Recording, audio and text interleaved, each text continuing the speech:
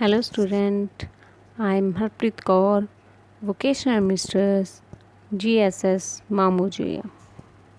ਅੱਜ ਦਾ ਆਪਣਾ ਟੌਪਿਕ ਹੈ ਲਿਮਿਟੇਸ਼ਨਸ ਆਫ ਅਕਾਊਂਟਿੰਗ। ਇਸ ਤੋਂ ਪਹਿਲਾਂ ਆਪਾਂ ਦੋ ਟੌਪਿਕ ਕਰ ਚੁੱਕੇ ਹਾਂ, ਉਹ ਹੈ objectives of accounting and advantage of accounting. First ਹੈ ਲਿਮਿਟੇਸ਼ਨਸ ਆਫ ਅਕਾਊਂਟਿੰਗ। ਉਹਦੇ ਆਪਾਂ ਪੁਆਇੰਟਸ ਰੀਡ ਆਊਟ ਕਰਾਂਗੇ। ਅਧੂਰੀ ਜਾਣਕਾਰੀ, ਭੂਤਕਾਲੀਨ ਜਾਣਕਾਰੀ, ਅਨੁਮਾਨਾਂ 'ਤੇ ਆਧਾਰਿਤ, ਅਲੱਗ-ਅਲੱਗ ਵਿਧੀਆਂ ਦੀ ਵਰਤੋਂ, ਪੱਖਪਾਤਪੂਰਨ, ਵਰਤਮਾਨ ਮੁੱਲ ਦੀ ਜਾਣਕਾਰੀ ਨਹੀਂ। ਹੁਣ ਇਹਨਾਂ ਨੂੰ ਆਪਾਂ ਡਿਟੇਲ 'ਚ ਪੜ੍ਹਾਂਗੇ। ਫਸਟ ਹੈ ਅਧੂਰੀ ਜਾਣਕਾਰੀ। ਦੇਖੋ, ਅਕਾਊਂਟਸ ਆਪਾਂ ਜਦੋਂ ਕਰਦੇ ਹਾਂ, ਅਕਾਊਂਟਿੰਗ ਕਰਦੇ ਹਾਂ ਅਤੇ ਇਹਦੇ ਵਿੱਚ ਕੀ ਜੇ ਆਪਾਂ ਨੂੰ ਫਾਇਦੇ ਹਨ ਅਤੇ ਇਹਦੀਆਂ ਕੀ ਇੱਥੇ ਲਿਮਿਟੇਸ਼ਨਸ ਵੀ ਨੇ ਕੁਛ ਇਹਦੀਆਂ। ਫਸਟ ਹੈ ਅਧੂਰੀ ਜਾਣਕਾਰੀ ਕਿ ਅਕਾਊਂਟਿੰਗ ਵਿੱਚ ਅਸੀਂ ਉਹੀ ਜਿਹੜੀਆਂ ਟ੍ਰਾਂਜੈਕਸ਼ਨਸ ਰਿਕਾਰਡ ਕਰਦੇ ਹਾਂ ਜੋ ਮਨੀ ਨਾਲ ਰਿਲੇਟਡ ਹੁੰਦੀਆਂ ਹਨ, ਉਹਨਾਂ ਦਾ ਆਪਾਂ ਬੁੱਕਸ ਵਿੱਚ ਲੇਖਾ ਕਰਦੇ ਹਾਂ। ਜਿਹੜੀਆਂ ਗੈਰ ਵਿੱਤੀ ਹੁੰਦੀਆਂ ਸੂਚਨਾਵਾਂ ਉਹਨਾਂ ਨੂੰ ਆਪਾਂ ਇਹਦੇ ਵਿੱਚ ਰਿਕਾਰਡ ਨਹੀਂ ਕਰਦੇ। ਕਈ ਵਾਰੀ ਕੀ ਹੁੰਦਾ ਕਿ ਆਪਾਂ ਗੈਰ ਵਿੱਤੀ ਨੂੰ ਆਪਾਂ ਇਗਨੋਰ ਕਰ ਦਿੰਦੇ ਹਾਂ। ਗੈਰ ਵਿੱਤੀ ਜਿਹੜੀਆਂ ਟ੍ਰਾਂਜੈਕਸ਼ਨਸ ਹੁੰਦੀਆਂ ਨੇ ਉਹਨਾਂ ਨੂੰ ਆਪਾਂ ਇਗਨੋਰ ਕਰ ਦਿੰਦੇ ਹਾਂ ਕਿਉਂ, ਪਰ ਕਈ ਵਾਰੀ ਕੀ ਹੁੰਦੀਆਂ ਨੇ ਉਹ ਜਿਹੜੀ ਇਨਫੋਰਮੇਸ਼ਨ ਹੁੰਦੀ ਹੈ ਕਈ ਵਾਰ ਬਹੁਤ ਇੰਪੋਰਟੈਂਟ ਹੁੰਦੀ ਹੈ ਜੋ ਮਨੀ ਨਾਲ ਰਿਲੇਟਿਡ ਨਹੀਂ ਹੁੰਦੀ। ਜਿਸ ਤਰ੍ਹਾਂ ਕਿ ਆਪਾਂ ਕੋਈ ਫਰਮ ਖਰੀਦੀ ਹੈ, ਯਾਨੀ ਕਿ ਆਪਣੇ ਕੋਲ ਦੋ ਫਰਮ ਨੇ, ਇੱਕ ਪੁਰਾਣੀ ਔਰ ਇੱਕ ਨਵੀਂ। ਜਿਹੜੀ ਨਵੀਂ ਫਰਮ ਹੈ ਉਹ ਕੀ ਹੈ, ਉਹਦੇ ਵਿੱਚ ਆਪਾਂ ਨੂੰ ਜ਼ਿਆਦਾ ਕੈਸ਼ ਦਿਸ ਰਿਹਾ ਹੈ, ਐਸਟ ਦਿਸ ਰਹੀਆਂ ਨੇ, ਉਸਦੀ ਕੀ ਫਾਈਨੈਂਸ਼ੀਅਲ ਪੋਜੀਸ਼ਨ ਕੀ ਹੈ, ਸਾਊਂਡ ਦਿਸ ਰਹੀ ਹੈ। ਪਰ ਜਿਹੜੀ ਦੂਸਰੇ ਪਾਸੇ ਜਿਹੜੀ ਪੁਰਾਣੀ ਫਰਮ ਹੈ ਆਪਣੀ, ਉਸਦੀ ਫਾਈਨੈਂਸ਼ੀਅਲ ਪੋਜੀਸ਼ਨ ਤਾਂ ਸਾਊਂਡ ਨਹੀਂ ਦਿਸਦੀ, ਪਰ ਇਹ ਹੋ ਸਕਦਾ ਕਿ ਉਸ ਵਿੱਚ ਬਹੁਤ ਐਕਸਪੀਰੀਅੰਸਡ ਪਰਸਨ ਹੋਣ, ਐਕਸਪੀਰੀਅੰਸਡ ਇੰਪਲੋਈਜ਼ ਹੋਣ। ਪਰ ਜਿਹੜੀ ਨਵੀਂ ਫਰਮ ਹੈ ਉਹਦੇ 'ਚ ਕੀ ਇੰਪਲੋਈਜ਼ ਐਕਸਪੀਰੀਅੰਸਡ ਨਹੀਂ ਹੁੰਦੇ। ਇਸ ਬਾਰੇ ਕੋਈ ਵੀ ਸੂਚਨਾ ਆਪਣੀ ਕੀ ਅਕਾਊਂਟਸ ਵਿੱਚ ਆਪਣੇ ਨਹੀਂ ਲਿਖੀ ਜਾਂਦੀ, ਯਾਨੀ ਕਿ ਇਸ ਤਰ੍ਹਾਂ ਕਿ ਵਪਾਰ ਦੀ ਅਧੂਰੀ ਜਾਣਕਾਰੀ ਪ੍ਰਾਪਤ ਹੁੰਦੀ ਹੈ। ਨੈਕਸਟ ਹੈ ਭੂਤਕਾਲੀਨ ਜਾਣਕਾਰੀ, ਇਨਫੋਰਮੇਸ਼ਨ ਅਬਾਊਟ ਪਾਸਟ। ਲੇਖਾ ਵਿਧੀ ਤੋਂ ਵਪਾਰ ਦਾ ਨਤੀਜਾ ਅਤੇ ਵਿੱਤੀ ਸਥਿਤੀ ਜਾਣਕਾਰੀ ਸਾਲ ਦੇ ਆਪਾਂ ਨੂੰ ਅੰਤ 'ਤੇ ਪ੍ਰਾਪਤ ਹੁੰਦੀ ਹੈ। ਯਾਨੀ ਕਿ ਅਕਾਊਂਟਸ ਕੀ ਆਪਾਂ ਨੂੰ ਕੀ ਜੋ ਵੀ ਆਪਾਂ ਵਪਾਰ ਕਰ ਰਹੇ ਹਾਂ ਆਪਾਂ ਨੂੰ ਕੀ ਹੈ ਪਾਸਟ ਦੀ ਇਨਫੋਰਮੇਸ਼ਨ ਨੇ ਆਪਾਂ ਨੂੰ ਜਿਹੜੀ ਪਾਸਟ ਦੀ ਨਹੀਂ ਆਪਾਂ ਨੂੰ ਫਿਊਚਰ ਦੀ ਆਪਾਂ ਨੂੰ ਜਿਹੜੇ ਬੀਤੇ ਸਾਲ ਦੀ ਜਾਣਕਾਰੀ ਪ੍ਰਾਪਤ ਹੁੰਦੀ ਹੈ।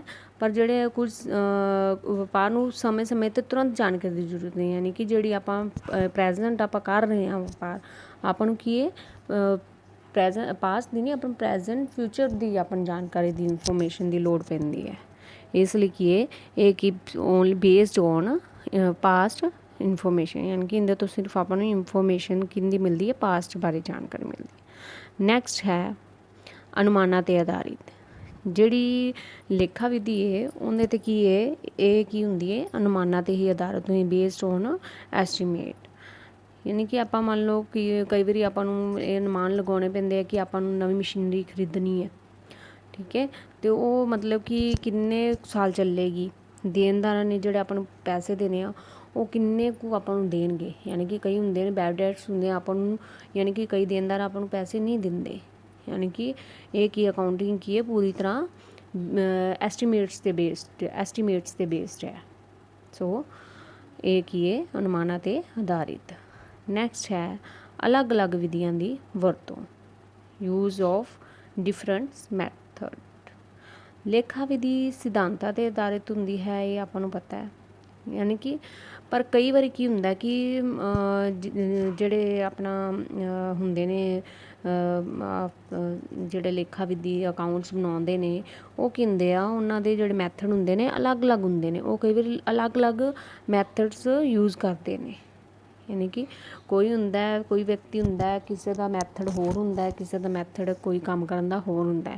ਯਾਨੀ ਕਿ ਇਹ ਪੂਰੀ ਤਰ੍ਹਾਂ ਕੀ ਹੈ ਯੂਜ਼ ਆਫ ਡਿਫਰੈਂਟ ਮੈਥਡ, ਯਾਨੀ ਕਿ ਇਹ ਅਲੱਗ-ਅਲੱਗ ਵਿਧੀਆਂ ਦੁਆਰਾ ਬਣਾਈ ਜਾਂਦੀ ਹੈ। ਇਹ ਵੀ ਇਹਦੀ ਕੀ ਇੱਕ ਲਿਮਿਟੇਸ਼ਨਸ ਹੈ। ਨੈਕਸਟ ਹੈ ਪੱਖਪਾਤਪੂਰਨ ਬੇਸਡ। ਲੇਖਾ ਵਿਧੀ ਇੱਕ ਲੈਣ ਦੇਣ ਲਈ ਵੱਖ-ਵੱਖ ਵਿਧੀਆਂ ਦੀ ਵਰਤੋਂ ਦੀ ਖੁੱਲ੍ਹ ਹੋਣ ਕਾਰਨ ਜਿਹੜੇ ਲੇਖਕ ਹੈ ਆਪਣੀ ਸੁਵਿਧਾ ਅਨੁਸਾਰ ਵਪਾਰ ਦੇ ਨਤੀਜੇ ਬਦਲਣ ਵਿੱਚ ਕੋਈ ਵੀ ਵਿਧੀ ਅਪਣਾ ਸਕਦਾ ਹੈ। ਯਾਨੀ ਕਿ ਉਹ ਦੇਖ ਸਕਦਾ ਹੈ ਕਿ ਜਿਸ ਤੋਂ ਉਸ ਨੂੰ ਪ੍ਰੋਫਿਟ ਹੋਵੇ ਜਾਂ ਜਿਹੜੀ ਈਜ਼ੀ ਹੋਵੇ, ਉਹ ਕੀ ਹੈ ਆਪਣੀ ਸੁਵਿਧਾ ਅਨੁਸਾਰ ਉਹ ਨਤੀਜੇ ਬਦਲਣ ਵਿੱਚ ਕੋਈ ਵੀ ਵਿਧੀ ਅਪਣਾ ਸਕਦਾ ਹੈ। ਇਸ ਤਰ੍ਹਾਂ ਲੇਖਾ ਵਿਧੀ ਪੱਖਪਾਤ ਪੂਰਨ ਹੋ ਜਾਂਦੀ ਹੈ। ਨੈਕਸਟ ਹੈ ਵਰਤਮਾਨ ਮੁੱਲ ਦੀ ਜਾਣਕਾਰੀ ਨਹੀਂ। ਨੋ ਇਨਫੋਰਮੇਸ਼ਨ ਅਬਾਊਟ ਪ੍ਰੈਜ਼ੈਂਟ ਵੈਲਿਊ। ਦੇਖੋ, ਅਸੀਂ ਜਦੋਂ ਵੀ ਅਕਾਊਂਟਿੰਗ ਕਰਦੇ ਹਾਂ ਤਾਂ ਸਾਲ ਦੇ ਅੰਤ ਵਿੱਚ ਜਦੋਂ ਅਸੀਂ ਬੈਲੈਂਸ ਸ਼ੀਟ ਤਿਆਰ ਕਰਦੇ ਹਾਂ ਤਾਂ ਉਸ ਵਿੱਚ ਸੰਪਤੀਆਂ ਦਾ ਉਹਨਾਂ ਦੇ ਖਰੀਦ ਮੁੱਲ 'ਤੇ ਜਾਂ ਡੈਪਰੀਸ਼ੀਏਸ਼ਨ ਵੈਲਿਊ 'ਤੇ ਲੇਖਾ ਕੀਤਾ ਜਾਂਦਾ ਹੈ। ਯਾਨੀ ਕਿ ਜਦੋਂ ਅਸੀਂ ਐਸੈਟ ਰਿਕਾਰਡ ਕਰਦੇ ਹਾਂ ਜਾਂ ਤਾਂ ਉਹਨਾਂ ਦੀ ਪਰਚੇਜ਼ ਪ੍ਰਾਈਸ 'ਤੇ ਰਿਕਾਰਡ ਕਰਦੇ ਹਾਂ ਅਤੇ ਜਾਂ ਡੈਪਰੀਸ਼ੀਏਟਿਡ ਵੈਲਿਊ 'ਤੇ।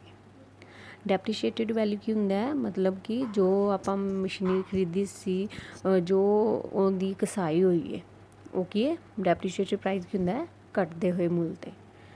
ਠੀਕ ਹੈ, ਅਤੇ ਇਹ ਕੀ ਹੈ ਆਪਾਂ ਜਿਹੜੇ ਸਮਾਂ ਗੁਜ਼ਰਨ 'ਤੇ ਕੁਝ ਸਥਾਈ ਸੰਪਤੀਆਂ ਦਾ ਮੁੱਲ ਵੱਧ ਜਾਂਦਾ ਹੈ। ਯਾਨੀ ਕਿ ਕਈ ਹੁੰਦੀਆਂ ਮਸ਼ੀਨਰੀ ਹੁੰਦੀ ਹੈ ਜਿਵੇਂ ਉਹ ਤਾਂ ਚਲੋ ਉਹ ਘਸੀ ਹੈ ਤਾਂ ਉਹਦੀ ਵੈਲਿਊ ਘੱਟ ਗਈ, ਪਰ ਜਿਹੜੀ ਕਈ ਸੰਪਤੀਆਂ ਇਹੋ ਜਿਹੀਆਂ ਹੁੰਦੀਆਂ ਨੇ ਜਿਨ੍ਹਾਂ ਦਾ ਮੁੱਲ ਵੱਧ ਜਾਂਦਾ, ਜਿਵੇਂ ਜ਼ਮੀਨ, ਉਹਦਾ ਮੁੱਲ ਪ੍ਰੈਜੈਂਟ ਪ੍ਰਾਈਸ ਕੁਛ ਹੋਰ ਹੈ, ਫਿਊਚਰ 'ਚ ਕੁਛ ਹੋਰ ਹੁੰਦਾ, ਯਾਨੀ ਕਿ ਵਧਣ ਘਟਣ ਦਾ ਹੈਗਾ। ਇਹਦੇ 'ਚ ਕੀ ਆਪਾਂ ਨੂੰ ਪ੍ਰੈਜੈਂਟ ਮੁੱਲ ਦੀ ਕੋਈ ਵੀ ਜਾਣਕਾਰੀ ਨਹੀਂ ਹੁੰਦੀ, ਪਰ ਪੁਸਤਕਾਂ ਵਿੱਚ ਇਹ ਲਾਗਤ ਲਿਖੀ ਹੁੰਦੀ ਹੈ।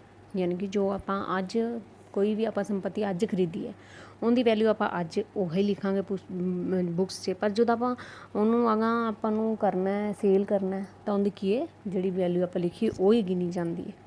ਸੋ ਇਹ ਕੀ ਹੈ ਨੋ ਇਨਫੋਰਮੇਸ਼ਨ ਅਬਾਊਟ ਪ੍ਰੈਜੈਂਟ ਵੈਲਿਊ। ਸੋ ਇਹ ਸੀ ਆਪਣੀਆਂ ਲਿਮੀਟੇਸ਼ਨਸ ਆਫ ਅਕਾਊਂਟਿੰਗ। ਮੈਨੂੰ ਆਸ ਹੈ ਕਿ ਤੁਹਾਨੂੰ ਸਮਝ ਆ ਗਈ ਹੋਵੇਗੀ। ਸੋ ਇਹਨਾਂ ਜਿਹੜੀਆਂ ਲਿਮੀਟੇਸ਼ਨਸ ਹੈ ਉਹਨਾਂ ਨੂੰ ਤੁਸੀਂ ਧਿਆਨ ਨਾਲ ਪੜ੍ਹਨਾ ਹੈ ਅਤੇ ਯਾਦ ਕਰਨਾ ਹੈ। Thanks, have a nice day.